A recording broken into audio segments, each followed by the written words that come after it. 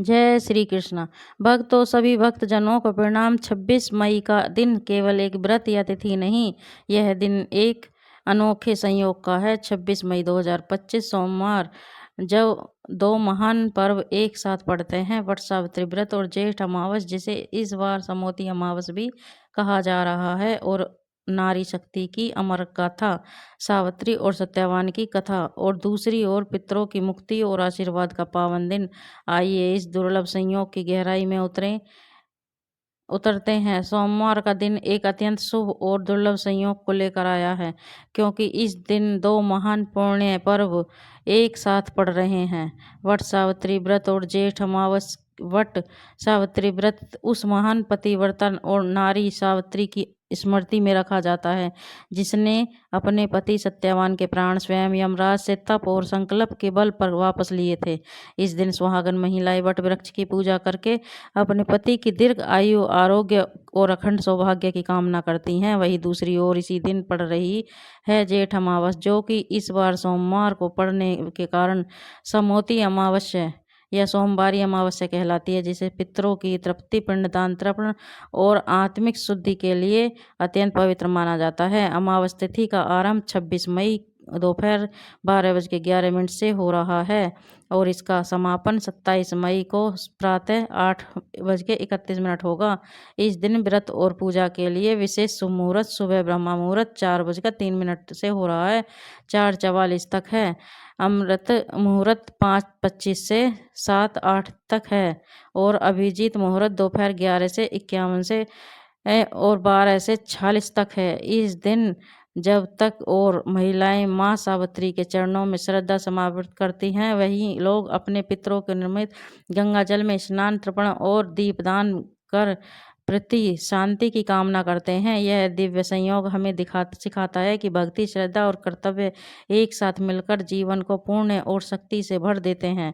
भक्तजनों, आज हम आपको वट सावित्री व्रत कथा, सत्यवान और सावित्री की विस्तार कथा सुनाएंगे और सोमवती अमावस की कथा का श्रवण कराएंगे। आपसे निवेदन है कि आप सभी कथाओं को अंत तक बड़ी ही श्रद्धा से और प्रभाव से सुनोगे। चलो शुरू करते हैं। बहुत प्राचीन समय की बात है। मद्र देश में राजा अश्वपति राज्य करते थे। धर्मपरायण प्रजा सब और दानशील राजा थे। उन्होंने एक बहुत बड़ा दुख था, उन्हें संतान नहीं थी। वर्षों तक उन्होंने पुत्र प्राप्ति की कामना की, अनेक यज्ञ किए, व्रत और रखे और कठोर तपस्या की। अत्यंत उन्होंने देवी सावित्री की घोर आराधना की। देवी सावित्री उनकी भक्ति से प्रसन्न हुई और उन्हें एक तेजस्वी गुणवान कन्या प्राप्त की। उन्होंने कन्या का नाम देवी सावित्री के नाम पर सावित्री रखा, जो बड़ी होकर सौंदर्य, विद्या, नीति और धर्म की मूर्ति बनी। जब वह विवाह योग्य हुई तो उसकी सुंदरता और तेज से प्रभावित होकर कई राजकुमार उसका हाथ मांगने आए, लेकिन सावित्री ने स्वयंवर का निर्णय लिया और स्वयंवर उपयुक्त वर की खोज में निकल पड़ी। यात्रा के दौरान उसने वन में तपस्वी जीवन व्यतीत कर रहे एक युवक को देखा। वह था सत्यवान। सत्यवान एक निष्कल्प, धर्मनिष्ठ और सेवाभावी युवक था। सावित्री ने उसी क्षण उसे अपना पति मान लिया। सावित्री सत्यवान के विषय में जानकारी जुटाती है और जानती है कि वह अंधे राजा धूमसेन का पुत्र है, जो राज्य से निष्कासित होकर वन में वास कर रहे हैं।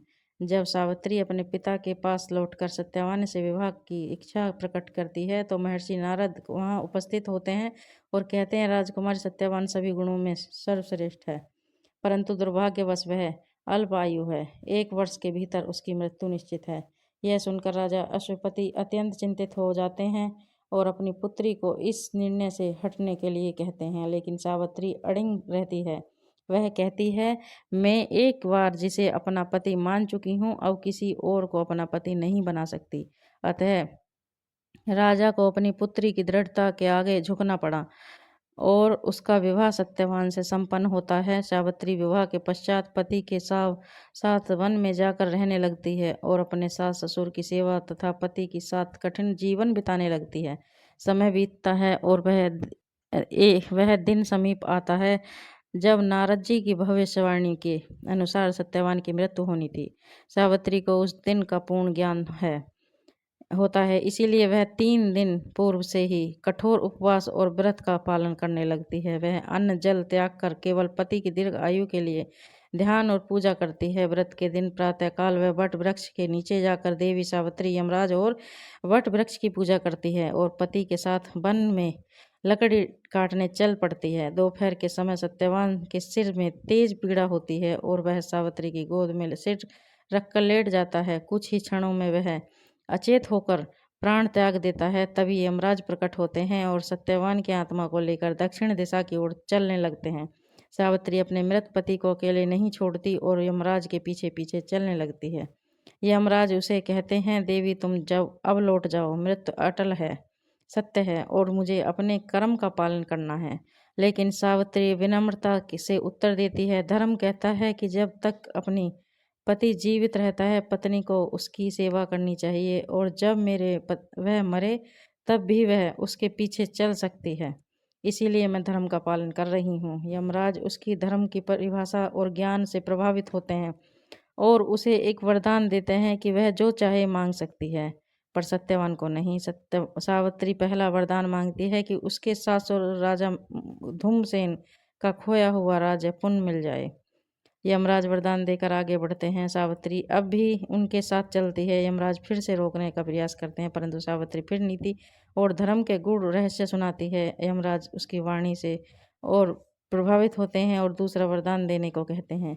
इस बार सावित्री ने अपने पिता को 100 पुत्रों का वरदान मांगती है। यमराज यह वरदान भी दे देते हैं और फिर कहते हैं, अब तुम लौट जाओ। लेकिन सावित्री अब भी उनके पीछे चलती रहती है। यमराज तीसरी बार वरदान देने को तैयार होते हैं। इस बार सावित्री कहती है, मुझे भी 100 पुत्रों का वरदान दीजिए। यमराज बिना सोचे समझे यह वरदान दे देते हैं। तभी सावित्री बड़ी चतुराई से कहती है, हे यमराज, आपने मुझे 100 पुत्रों का वरदान दिया है, परंतु मैं पतिव्रता स्त्री हूँ। यदि मेरा पति जीवित नहीं रहा तो मैं यह वरदान कैसे पूर्ण करूंगी।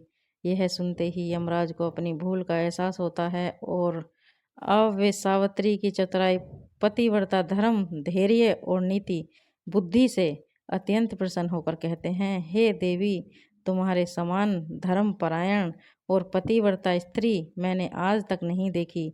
मैं तुम्हारे सत्य, निष्ठा और तप से अत्यंत प्रसन्न हूँ। मैं सत्यवान यमराज सत्यवान की आत्मा को लेटा देते हैं और वह पुनः जीवित हो जाता है। सावित्री सत्यवान को लेकर लौटती है और ससुराल पहुंचती है, जहां उसका स्वागत होता है। राजा धूमसेन को उनका राज्य पुनः मिल जाता है। सावित्री के पिता अश्वपति को भी 100 पुत्रों की प्राप्ति होती है। इस प्रकार सावित्री का तप, त्याग, पतिव्रता, धर्म और दृढ़ संकल्प एक मिसाल बन जाता है। उसी दिन स्मृति में वट वृक्ष सावित्री व्रत की परंपरा आरंभ हो जाती है, जिससे सुहागिनी स्त्रियां बड़ वृक्ष की पूजा करके अपने पति की लंबी उम्र, सुख, समृद्धि और अखंड सौभाग्य की कामना करती हैं। सावित्री आज भी भारतीय संस्कृति में नारी शक्ति, सत्य की जीत और धर्म की प्रतीक मानी जाती है।